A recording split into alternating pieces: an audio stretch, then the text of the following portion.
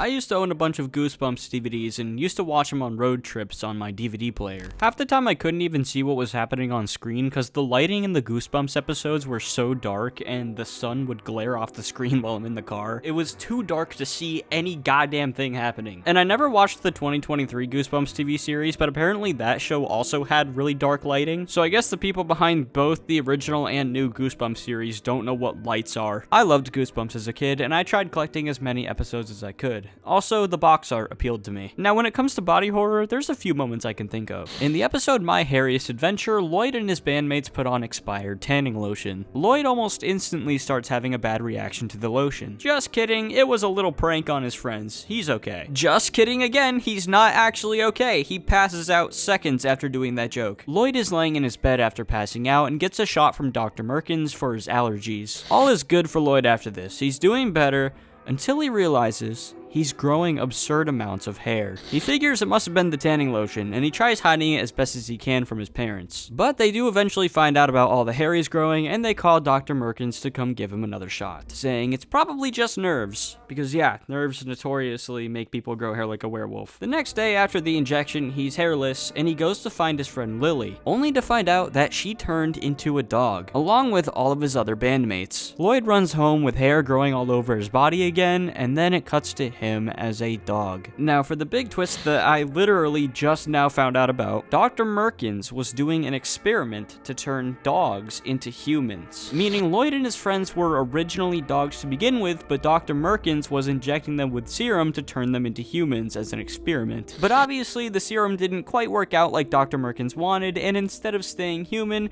the children turned back into dogs. So the expired instant tanning lotion had nothing to do with any of this. In Cry of the Cat Part 1 and 2, teen actress Allison accidentally runs over a cat with her bike. After this, she basically starts getting tormented by the cat as a zombie whose name is Rip. Every time she's scratched by the cat, a bit of her life goes into him and a bit of his life goes into her. So she starts developing more cat-like traits every time she's scratched. So with hopes of getting help, she goes to the previous owner of the cat, who is a scientist. As she steps out of the shadows, we see she's a deformed mess of half human, half cat. She explains she was working on a cure for a virus and was testing it on cats since their immune systems are similar to humans. Rip turned pretty much into an immortal monster from the experiments and scratched the scientist so many times that she herself also started turning into a cat. The scientist, wanting to keep Rip alive, pretty much gave her entire life to him. And since she's all used up with cat scratches, she wants to sacrifice Allison and her friend Ryan. Allison and Ryan manage to escape after filling a fake mouse with chemicals, killing the zombie cat. But before Rip finally dies, he manages to scratch Ryan's leg. It's then revealed that most of the episode we just watched was actually a part of a movie that Allison and Ryan were in. At the end of the episode, Allison complains about the movie not having a twist ending, where we then see Ryan eating a mouse. It was actually real. Ooh, I think. My Hairiest Adventure and Cry of the Cat were never really my favorite Goosebumps episodes, but they had memorable body horror moments that I wanted to include here.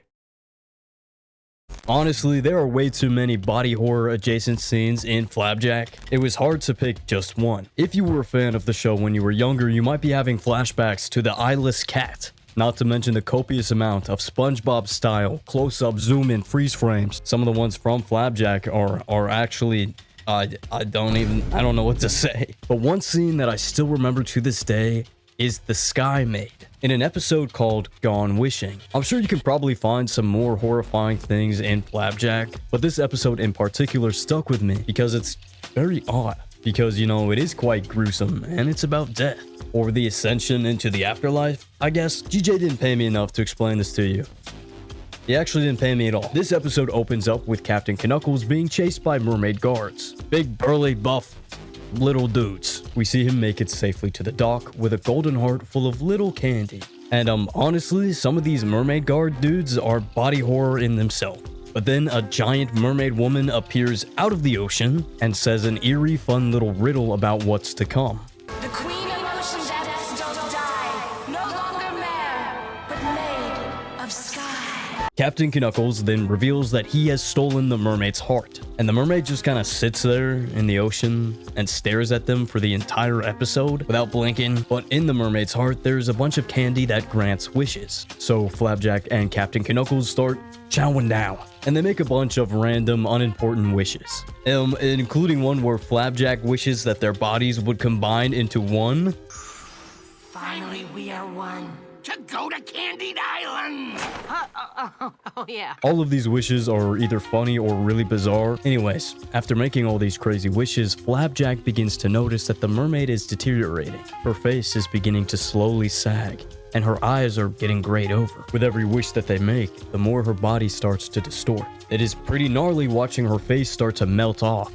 Her hair falls out, and her eyes shrivel up into almost nothing. Flapjack finally has the realization if they don't stop making wishes, they will kill the mermaid. But in normal Flapjack hijinks, they end up using all the wishes, leaving the mermaid's heart empty. And unlike any other kid show where there would be some kind of lesson or happy moral, we hear the mermaid scream in pain.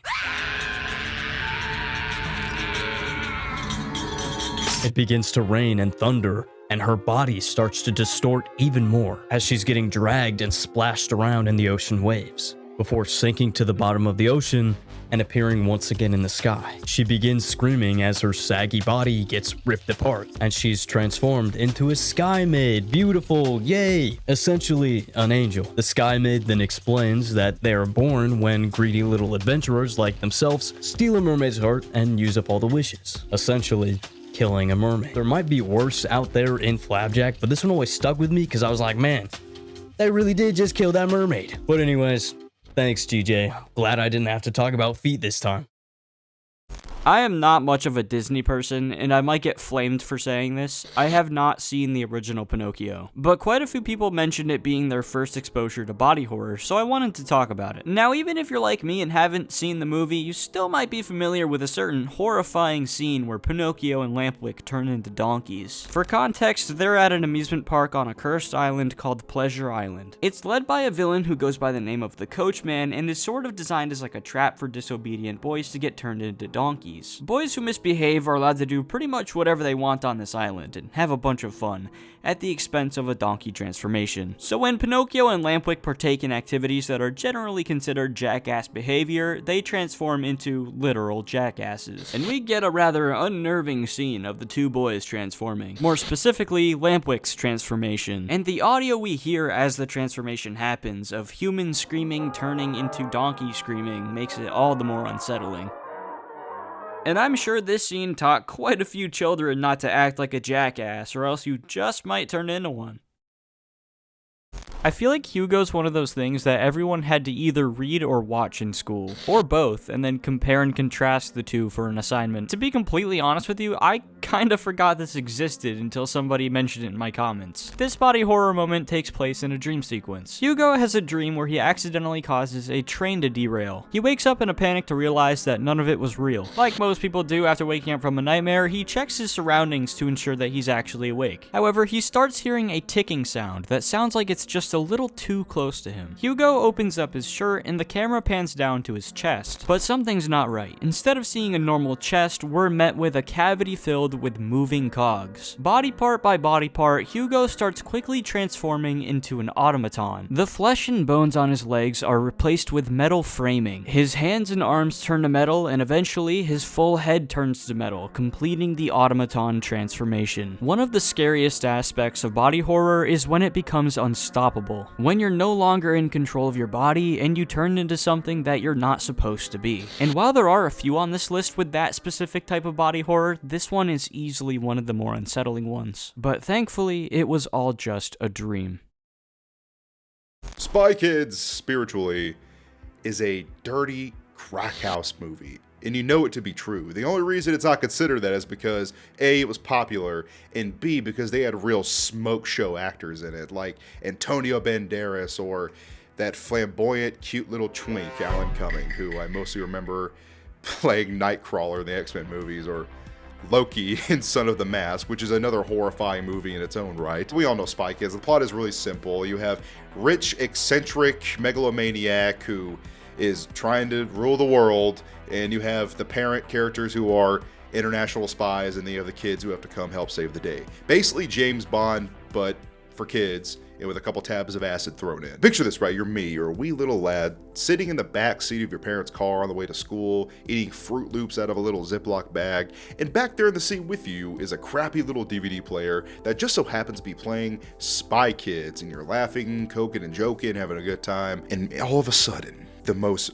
horrific, twisted amalgamations of color and flesh start staring back at you through the screen. And you're left wondering, what kind of cruel, sick god has tortured these beings so to make them this way? You're not old enough to process these thoughts and emotions. The Fooglies are peak body horror. These creatures look like they walked off the set of Beetlejuice. That's basically what you're looking at, but it's meant for kids. Like, they're supposed to be cute or funny looking, but they're not. They're just horrific.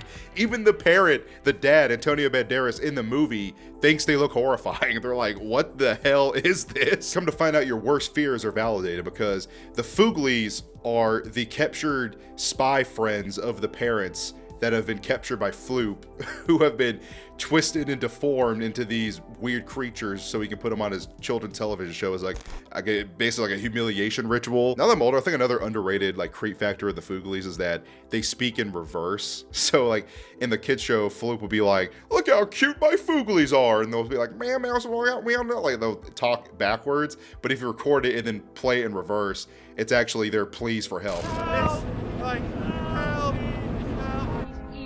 He has me trapped. Help! Somebody me. We're trapped! Floop is a madman, help us, save us! Floop is a madman, help us, save us! Floop's a madman, help us! And for some reason, it reminds me of the zombies in Half-Life, like the crab head guys, their screams of agony and pleas for help. That's basically the Fooglies. I know this quote was in Spy Kids 2, not the first one, but I think Steve Buscemi says it best. Do you think God stays in heaven because he too lives in fear of what he's created? Wise words from Mr. Pink. I couldn't have put it better myself. All right, play something else.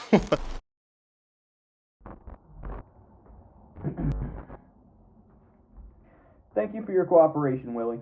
I appreciate it, and your segment was really good as well. As for you, Gage, I gotta thank you too. You've been in every installment of the series so far, so I really appreciate you. It would mean a lot to me and these good guys right here if you went and checked out their channels after this video. Just give them a second, Garrett. Be patient, Garrett! They're gonna wake up any moment. Hey, bud. Hey, you awake? Garrett, I told you this stuff works. You never believe me. Hey, listen, have you considered subscribing and turning on notifications yet? I highly recommend doing so. Also, leave a like and comment. And YouTube has a new feature called Hype. I guess you have up until 7 days after a video's uploaded to hype the video. If you have the feature, you should definitely use it. Also, check out my link tree. It's in the description of this video. Has all my social media links you need. Ah, yeah, right. Channel memberships. Yeah, help support the channel by doing that. That's about it. Alright. You're gonna go back to sleep, go back to sleep now. And you're gonna wake up back at home, okay? This never happened.